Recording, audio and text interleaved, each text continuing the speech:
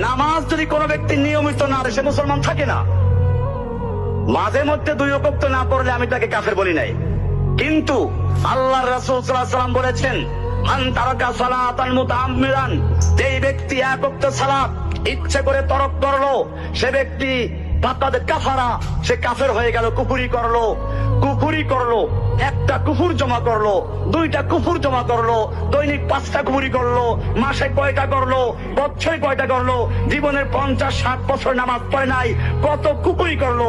ওই বেটা 1-2টা টাকা জমা করতে করতে একজন লোক টাকা ওয়ালা হয়ে যায়। ঠিক এরকম ভাবে যে কুফরি জমা করতে করতে কাফের ওয়ালা হয়ে যায়, সে ব্যক্তি কাফের হয়ে যায়।